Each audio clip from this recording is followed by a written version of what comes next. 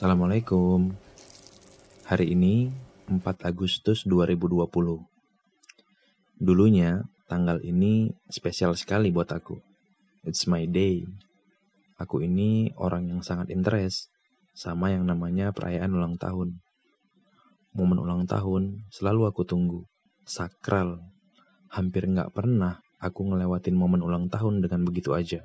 Ulang tahunku selalu diingat, bahkan dirayakan sama semua orang. Disalamin, diucapin selamat, tiup lilin, potong kue, makan-makan. Ya, seperti yang biasa kita lihat kalau lagi ada yang ngerayain ulang tahun. Ulang tahunku selalu jadi momen yang spesial, karena bagiku, ulang tahun adalah perayaan kebahagiaan. Khusus hari itu adalah milikku. Gitu kira-kira. Tapi itu dulu. Semuanya berubah saat di sebuah sore, kalau nggak salah sekitar tahun 2017. Aku lagi duduk nyantai sambil makan coklat Chunky Bar. Bagi yang belum tahu bentuk coklat Chunky Bar, dia itu kayak coklat batangan, tapi ada sekat-sekatnya. Mungkin maksudnya biar gampang buat dipatahin dan dimakan satu-satu. Atau kalau mau lebih jelas, teman-teman bisa googling atau sekalian beli di swalayan. Lalu apa hubungannya coklat itu dengan perubahan total perspektifku tentang perayaan ulang tahun? Begini. Sebelumnya, kita sepakat dong kalau umur adalah paket jatah yang udah di-setel dari sananya. Jauh sebelum kita lahir, memang udah segitu Allah tentuin jatahnya.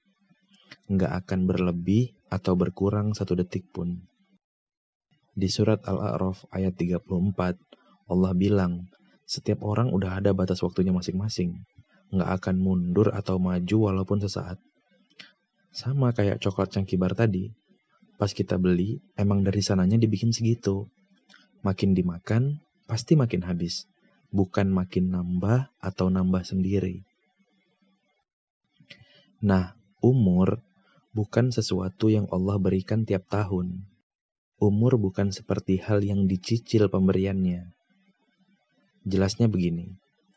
Kalau ternyata aku dikasih jatah hidup selama 60 tahun, artinya aku punya waktu 60 tahun untuk menikmati kesempatan hidup yang diberikan Allah sama aku.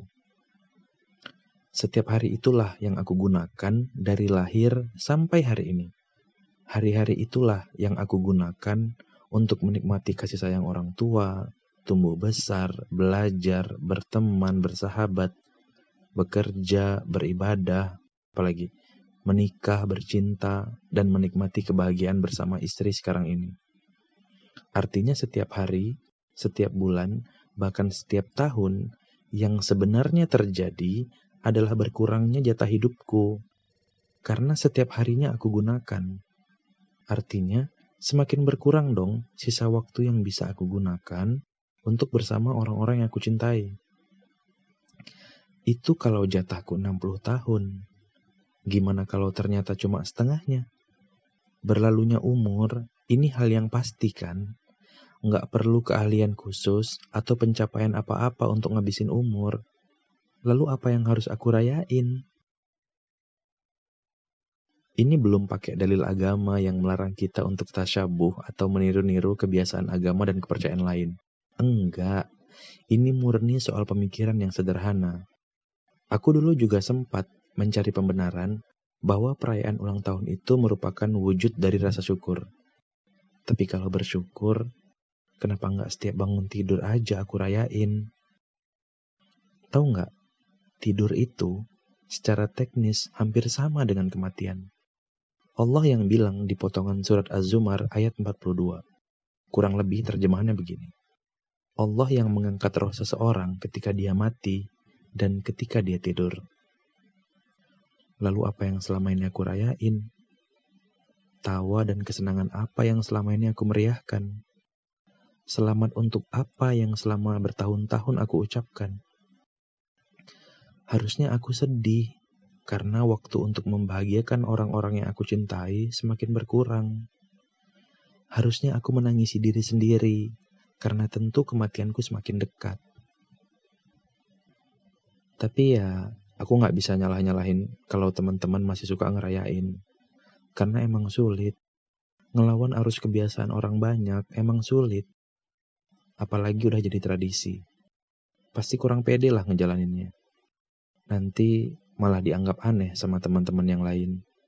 Sama kayak aku, yang mungkin teman-teman juga anggap aneh karena nggak ngerayain ulang tahun. Jadi kalau teman-teman masih pada ngucapin, ya aku anggap itu sebagai doa yang baik. Meskipun sebenarnya kita dianjurkan saling doain tiap hari. Kalau teman-teman mau ngasih hadiah, tentu aku terima dengan senang hati. Kenapa?